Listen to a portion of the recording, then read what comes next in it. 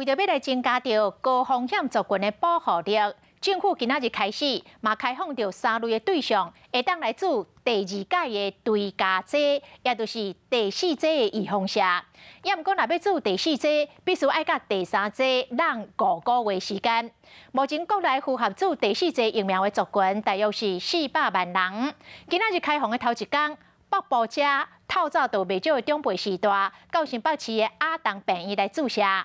医生嘛呼吁高风险的族群，若符合着做第4剂的条件，爱赶紧去做，提升着保护力。今年1月18岁了，今年6月再赛吼。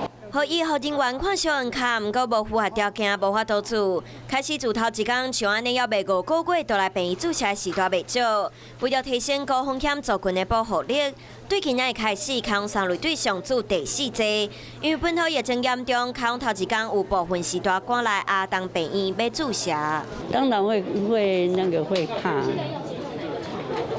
怕那个疫情发作，有时候不小心，很容易感染。长辈有的像我们就觉得政府这样说，我们应该这样做。目前康做第4剂疫苗的对象包括65岁以上的时代长照机构的住民，还有18岁以上免疫不全和免疫力较低的民众。不过做完第3剂满5个月，会当选择的品牌包括半剂莫德纳，还有全剂 BNT 和全剂高端。若过敏等等的问题，嘛会当做 AZ。不过指挥中心建议以 mRNA 和蛋白质次单位疫苗为主。第4剂因为现在符合第4剂的民众，可能那个族群跟已经打完第3剂再隔5个月的这个比例还没有那么高了哈。那我想在这里也是呼吁一下，特别是高危险群跟符合需要补第4剂的民众，应该也是时间到了要尽快来接种。目前会当做第4剂的族群大约400万人。